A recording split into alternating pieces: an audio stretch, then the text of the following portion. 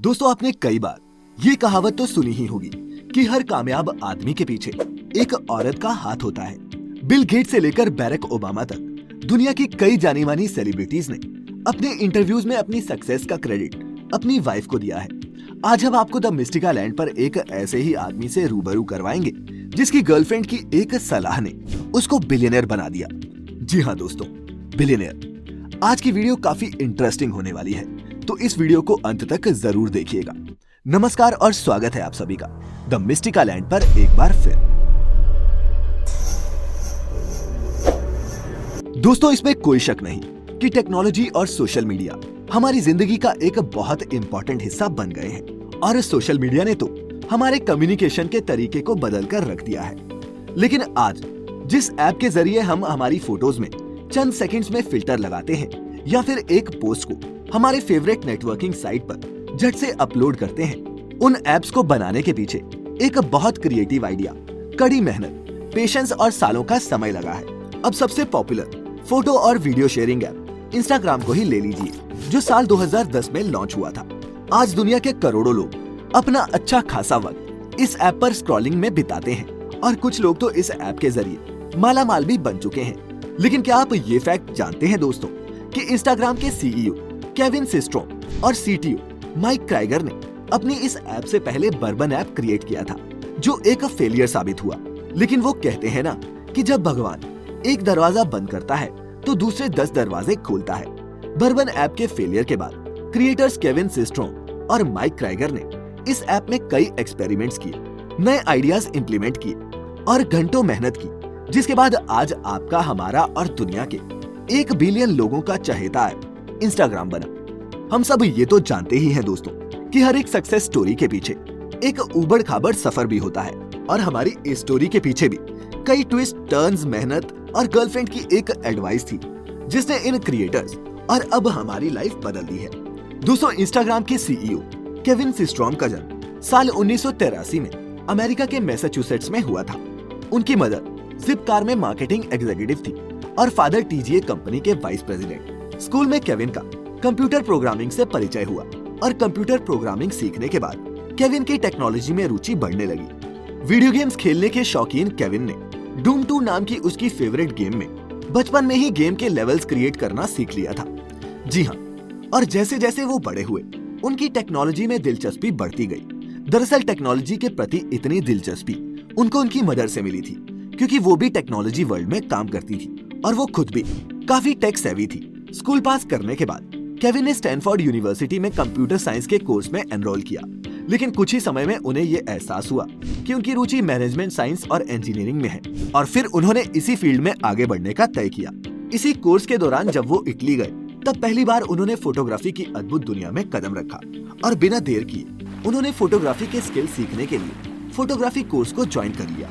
जल्द ही केविन ने अपनी फोटोग्राफी स्किल्स और साइंस को एक साथ लाकर एक फोटो शेयरिंग साइट बनाई, जिसके जरिए लोग अपनी फोटोज एक दूसरे के साथ शेयर कर सकें। जिसके बाद कुछ सालों तक केविन का समय अपनी फोटोग्राफी स्किल्स, प्रोजेक्ट्स और इंटर्नशिप करने में गुजर गया।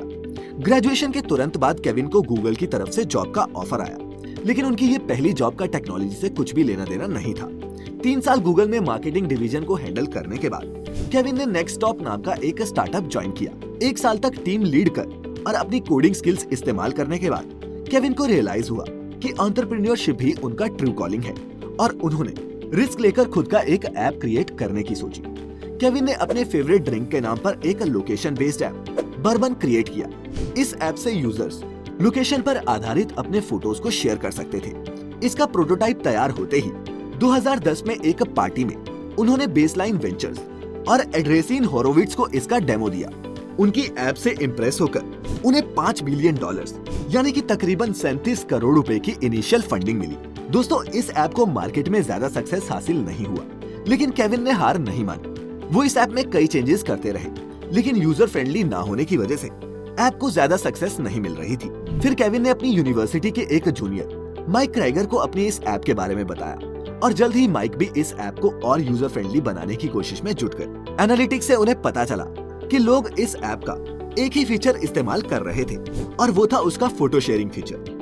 दोनों ने तय किया कि इस ऐप के बाकी सारे फीचर्स को हटा दिया जाएगा और ये करते ही बर्बन बन गया एक सिंपल फोटो शेयरिंग ऐप। इसी बीच केविन अपनी गर्लफ्रेंड निकोल के साथ हॉलीडे पर मेक्सिको गए थे।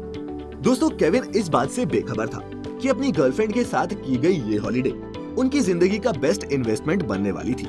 बीच पर जब केविन और निकोल सैर कर रहे थे, तब बर्बन की बात का जिक्र हुआ और निकोल ने कहा कि वो बर्बन ऐप यूज नहीं करती क्योंकि उसके फोटोज केविन के दोस्त माइक जैसे अच्छे नहीं आते।